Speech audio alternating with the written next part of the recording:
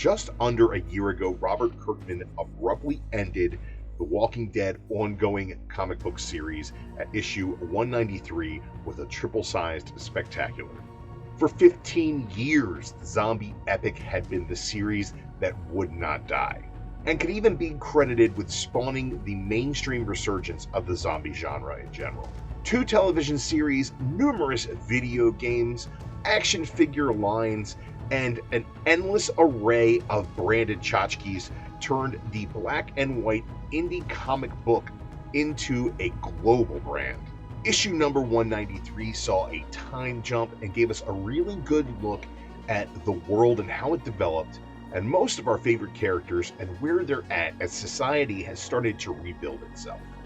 Robert Kirkman found a way to take one of the most depressing and dark and violent examinations of human nature in the history of entertainment and give it a happy ending. The culmination of 15 years of this story was uplifting and earned, and the issue was capped off in the form of a 3-page letter from Robert Kirkman. This letter showed a fantastic level of respect for both his audience and his collaborators, as well as the characters of this story. It was over, tears were shed, and we moved on. But lingering at the end of this letter was a postscript. P.S. Negan Lives. Although the series ending was unannounced, it wasn't all that surprising in retrospect. Kirkman had recently ended Invincible, another one of his long-running comic book series, and at the time he cited a laundry list of other projects that he was going to be focusing on. A 3rd Walking Dead TV series, a trilogy of Walking Dead feature films, as well as numerous other Skybound IPs bound for Hollywood. He also mentioned Outcast and Oblivion Song as comic book projects that he was going to be focusing on moving forward, and issue 192 of The Walking Dead saw the death of Rick Grimes. Kirkman had always stated that Rick was the character that really drove the story of The Walking Dead, was the main character, and that the series would end with his death. But somehow we were all blindsided by issue 193. It came out of nowhere, and honestly, I didn't even really believe that the series was over until I read it for myself. But again, lingering at the end of that heartfelt letter, Negan Lives. Well, now, in response to the COVID-19 epidemic and all the tragic losses that have been suffered by the comic book industry's direct market, Negan Lives is being delivered July 1st to comic shops in an exclusive print-only run. As a charitable move from Robert Kirkman and Skybound in conjunction with Image Comics, this is going to be available to comic shops cost-free. 100% of the proceeds of this issue going directly to these comic shops.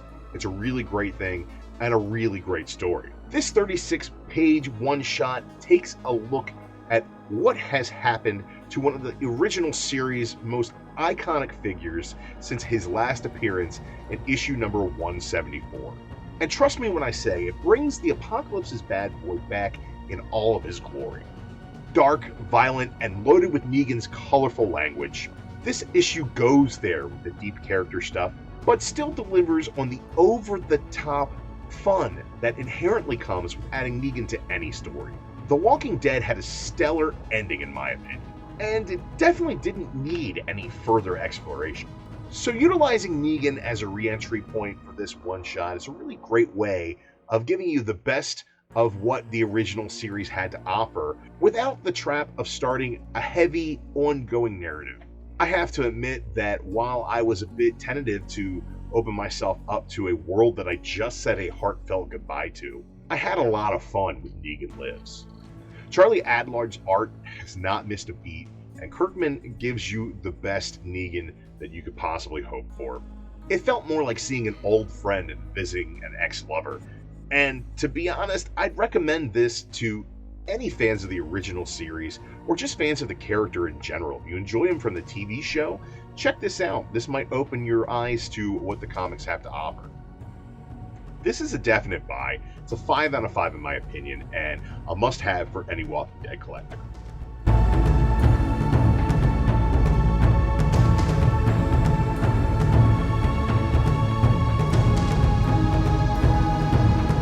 Now this week was a really light week, but we got a lot of really great releases next week, July 8th, 2020.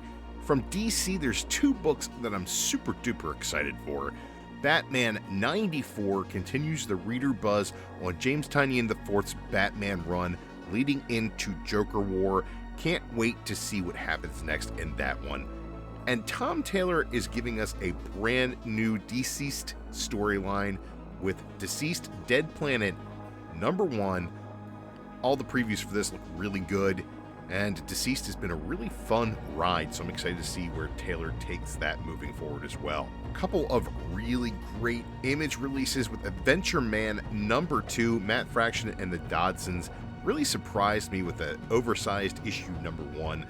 Kind of hooked on this story, and it's absolutely gorgeous with the presentation, so I'm going to keep picking this one up.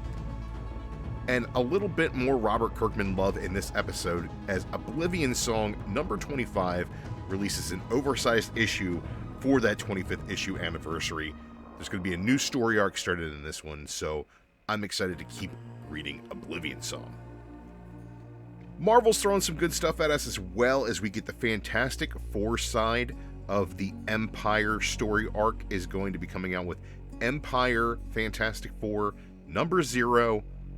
This one's penned by Dan Slott, and the art on the first issue was the Avengers issue, and it was done by Pepe Larraz, and his counterpart from House and Powers of X, R.B. Silva, is doing the art on this issue. I can't wait to see it, read through this, and get some more of this really dense, epic story. We're getting fewer tie-ins for this one, so I'm kind of excited to see how they condense things and get the story across. I've been enjoying it so far. We're also getting the continuation of Benjamin Percy's X-Force with issue #10. Really cool looking Black Tom Cassidy on the cover here.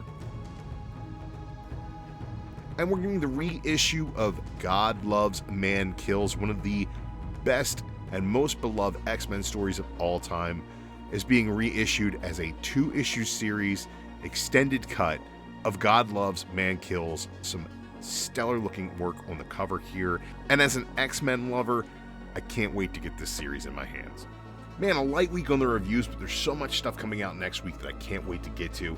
Guys, let me know in the comments down below if you picked up Negan Lives, what you thought about Negan Lives, and what you think about what's coming out next week. Is there anything else that you guys are excited about? Let me know in those comments below.